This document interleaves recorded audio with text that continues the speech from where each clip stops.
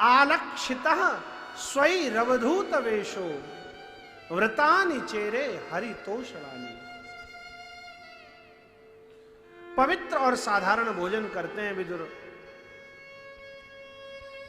प्रत्येक तीर्थ में स्नान करते हैं, जमीन पर शयन करते हैं और भगवान को प्रसन्न करने वाले व्रतों को जीवन में धारण करते हैं। देखो भैया, श्रीमद् भागवत कहता है यदि भगवान को प्रसन्न करना है तो जीवन में कुछ व्रत कीजिए।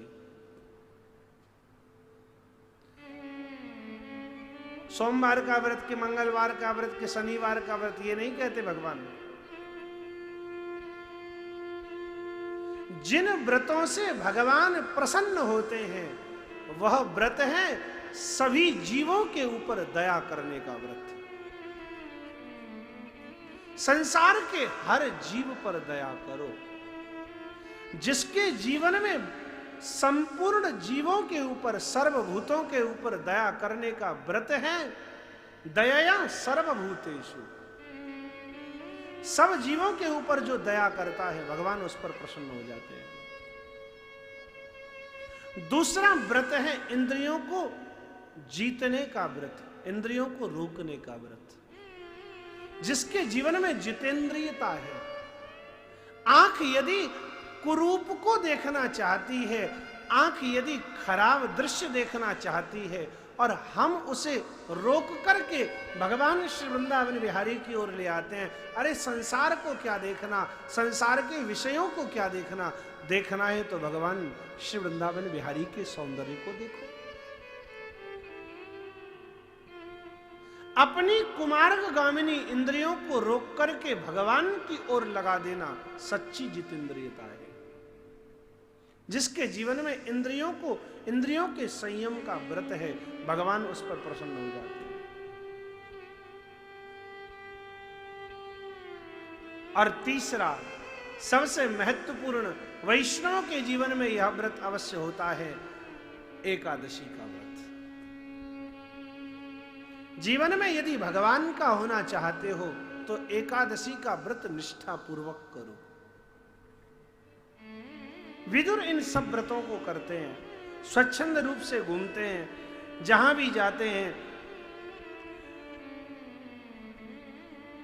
सब जगह भगवत विग्रहों का दर्शन करते हैं। यद दर्शनात् कृष्ण मनुस्मरन्ति, जहां सुदर्शन चक्र, शंख, पद्म आदि के चिन्ह दिखलाई पड़ जाते हैं, बस विदुर जी को उन चिन्हों को देख करके भगवान श्री कृष्ण की याद आ जाती है।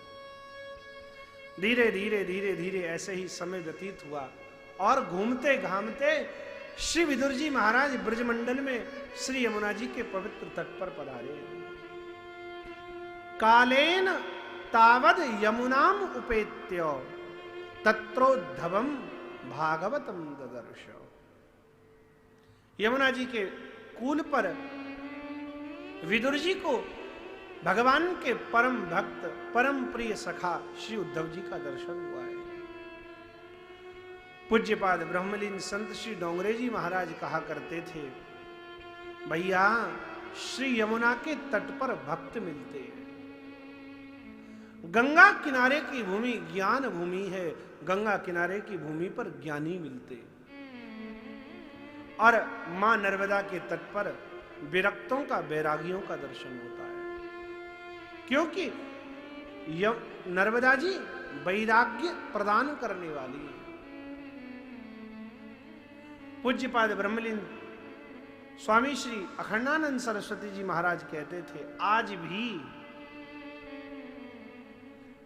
रात्रि के सही 12 बजे पर नर्मदा में अमृत की धारा बहती है। पूज्यपाद स्वामी जी के शब्द हैं। और उस रात्रि में 12 बजे बहने वाली अमृत धारा का जो पान करता है उसका ब्रह्मचर्य टिकता है, संयम बढ़ता है उस जल का पान करने से। इसलिए विरक्त महात्मा नर्मदा के किनारे रहते हैं, गंगा किनारे ज्ञानी मिलते हैं और श्री यमुना जी के किनारे भगवान के प्रेमी भक्तों का दर्शन होता है।